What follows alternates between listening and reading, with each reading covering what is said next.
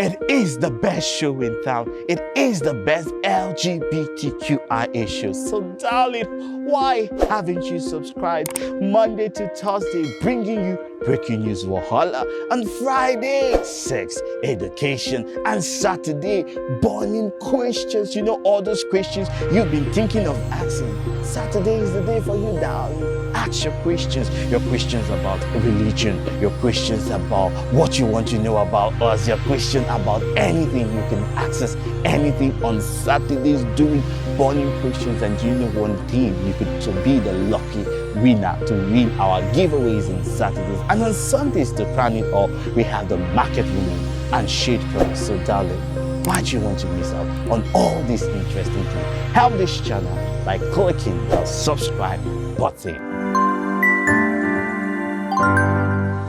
You say you're a believer, but your actions are diabolical.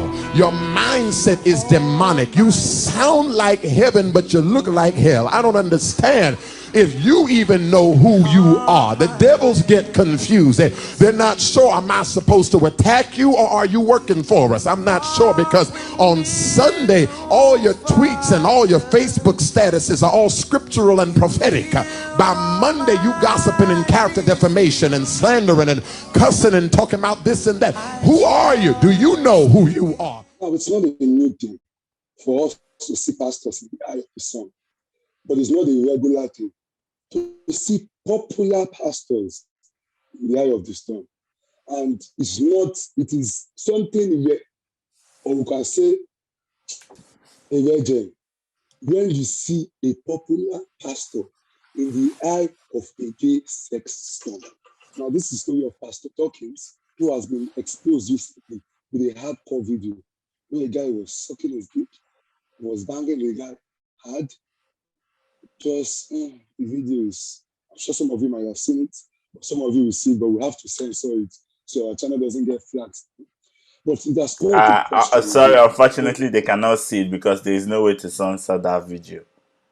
We have to censor it. There's no way to censor. Sorry, guys, if you want to see, you have to go to Twitter and look for it. You have to put a big banner there. Maybe the head of Barney. You can put the head of Barney. You can put the head of Barney to censor the video. So at least if he's shirtless and all the other sides covered widely, we will not be flagged. I know I've seen a lot of videos on YouTube, we will not be flagged. We are doing television standards, so they are not going to see soft porn on this channel. And yeah, sure. So it depends on what my producer says. But I really love you guys for you to see no matter how small. So like what we see on this program, the pictures and videos don't like. But as we said again, it's not something that is regular that we see. And that's called a question for the front burner topic. That truly, is there a need to start telling pastors to live their truth? What do you guys just feel in general? I do not like to, I always say on this show, we just try to hold opinions, but the opinions depend on you. Before people say we are coming for Christianity. But as usual, you know your host, Marvelous Achafikilichi, and I'm always joined by Chineweze here. Chineweze, how are you doing today? Good morning, Mr. Chafa. I'm fine, thank you. How are you? I'm fine, thank you very much. So going straight into this Q talk starts now. So, Chineweze, I would like to, for me now, I would like to make this more of a conversation. This is not a new thing. We still talk about it again apart from another pastor. But like what I said, it's a normal thing among unpopular pastors.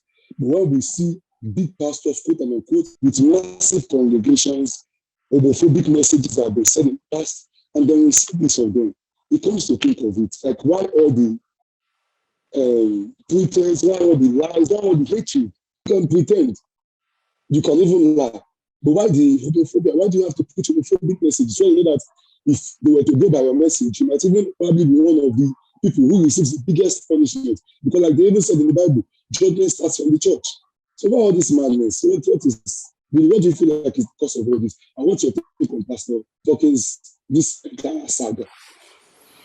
To Pastor Dawkins' story, I feel like it's a normal thing when people haven't embraced themselves, when they have been surrounded by an environment or a set of people who have constantly told them that this certain behavior or this certain lifestyle is evil, it's wicked, it's not acceptable, and they have been nurtured and groomed to get to a certain position in life, or they've worked themselves to a certain positions in life, they keep on telling these lies to themselves to be able to cope with all these things. And I feel this is the case of many Christians, not just Pastor Dawkins. Pastor Dawkins is one out of the millions of Christians who are homosexuals walking around and deceiving themselves. I feel this issue is very dangerous because I remember, I think I've talked about this before, but there was let me just mention it, an SU brother, a Christian Union brother. If you know Christian Union, you know Christian Union is born again, born again.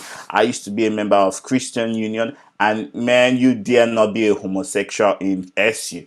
And this brother was one, and because he was surrounded by such people, and if I was still in Nigeria, I would have been surrounding myself by such people. I don't think I would have ever, realized the full potential of or come out to embrace myself. I think environment plays a whole big issue. But in this case of Pastor Dawkins is in America. He has the right to choose where to surround himself and what environment he needs to surround himself. So this is an environment of choice. Let's just get that straight. And these are the issues. So I feel like many of us who are homosexuals, we still unconsciously do these things because we have been raised up in Christian's home. We've been raised up in certain environments. Even when we get to the full age where we can choose the environment or choose the circle of people we want to be around, we still choose this homophobic environment and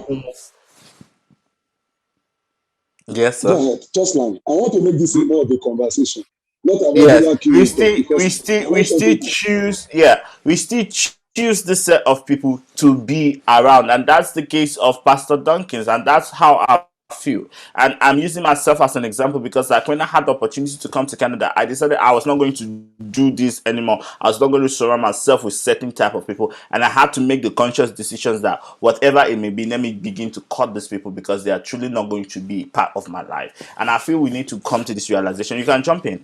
You want to have a conversation, jump in. You don't need to wait for me to finish before you have a conversation. What do you have to say, Yeah, Mr. Chaffo? what I'm saying is that,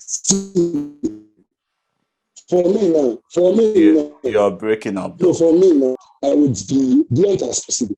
Whether we like it or not, if we live in societies that are homophobic, that's in Jesus Christ. Can you hear me now?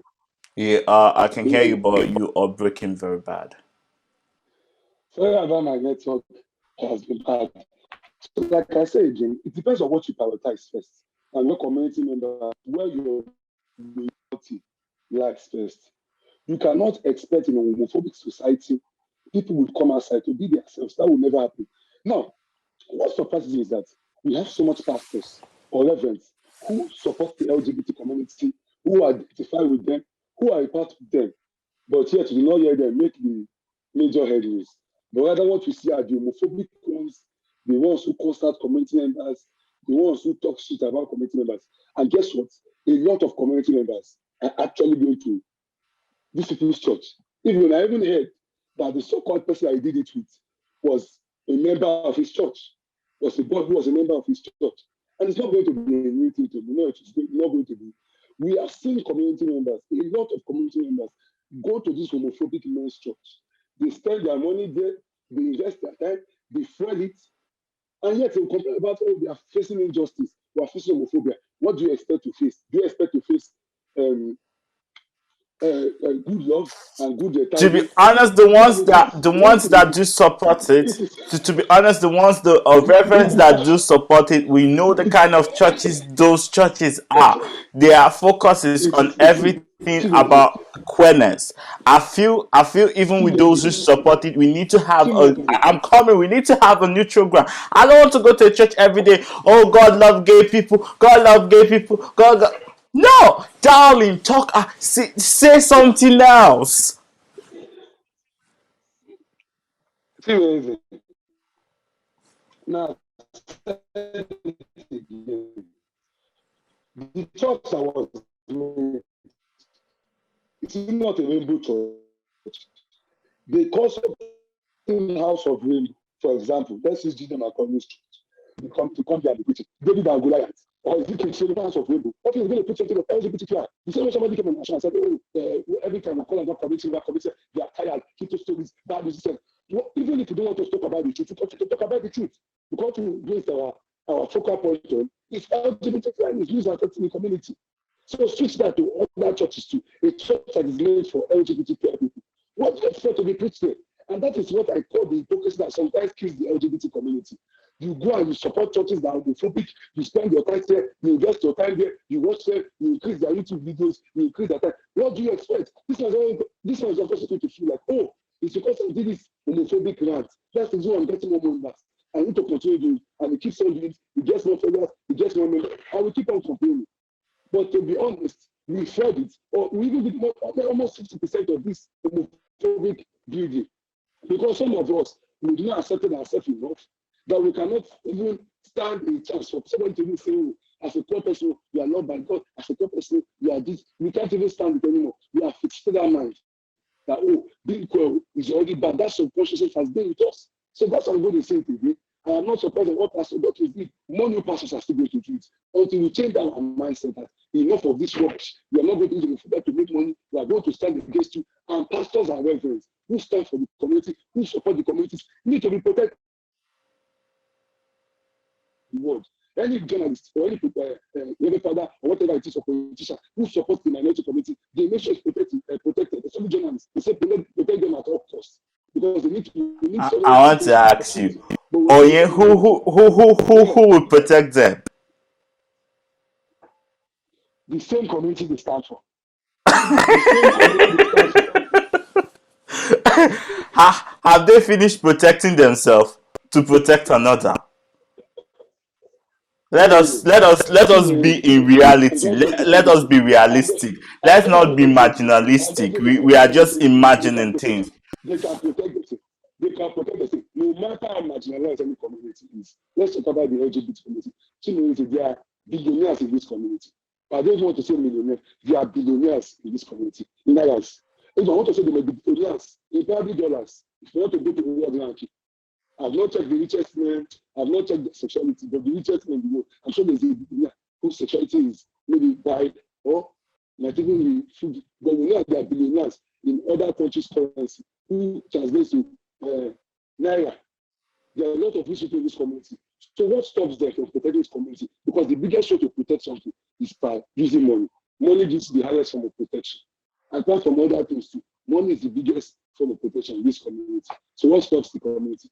I just feel like the community is just selfish, greedy, and don't want to focus on protecting themselves. Like I said, we rather want to follow homophobia. Subconsciously, we've determined to follow things that they are homophobic in nature, and we have decided to make them as our focal point. So we should not know that we're going to have pastors like Pastor Dawkins. So to me, the final point, so My final word is, or whoever you think you are, or whoever you feel you are, you can never lie to you. You can deceive everybody. You can deceive people around you. You could change a whole narrative, even get a new identity, but you can never. You say you don't want to go to church after hearing rainbow. God loves you.